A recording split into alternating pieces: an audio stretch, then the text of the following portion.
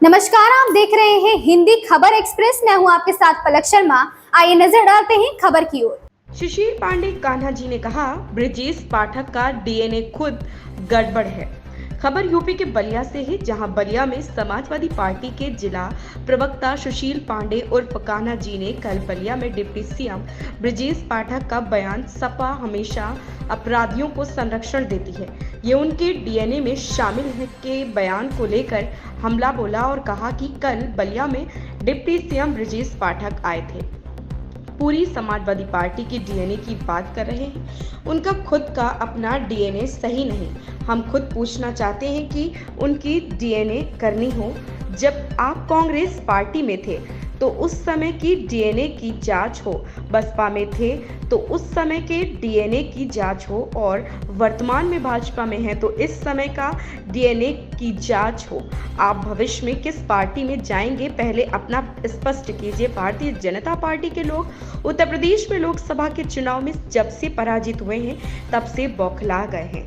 बौखलाहट में ये लोग अनाप शनाप बयान दे रहे हैं। यूपी में आने वाला उपचुनाव में 10 सीटों में भी उसमें भी अपनी स्थिति देख रहे हैं और समाज को बांटने का काम कर रहे हैं कि समाज को आपस में लड़ाते रहें। इनको चर्चा करनी चाहिए चिकित्सा पर, इनको चर्चा करनी चाहिए शिक्षा पर, इनको चर्चा करनी चाहिए रोजगार पर। ये लोग जाति और धर्म की चर्चा कर रहे हैं। हम इनसे कहेंगे कि आप चर्चा कीजिए विकास की मुद्दे पर। ब्रजेश पाठक का डीएनए खुद गड़बड़ है, उनके ऊपर कितने आपराधिक मुकदमे हो, और दूसरे के बारे में कह रहे हैं समाजवादी पार्टी की बढ़ती हुई ताकत से और जनता में बढ़ती हुई विश्वास से भारतीय जनता पार्टी के लोग बौखला गए हैं। 2027 में होने वाला विधानसभा चुनाव में भारतीय जनता पार्टी उत्तर प्रदेश में हर तरीके से सफाया हो जाएगा। माननीय श्री ब्रजेश पाठक जी बलिया आए थे और पूरी समाजवादी पार्टी के डीएनए की बात कर रहे हैं, और ऐसा आदमी डीएनए की बात कर रहा है जिसका खुद का अपना डीएनए सही नहीं है।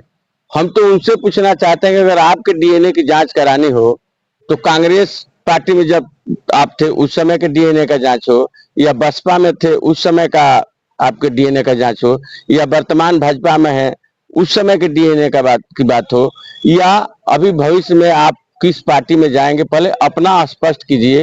ये भारतीय जनता पार्टी के लोग लोकसभा के चुनाव में जब से उत्तर प्रदेश में पराजित हुए हैं तब से बौखला गए हैं, और बौखलाहट में अनाप शनाप ये लोग बयान दे रहे हैं।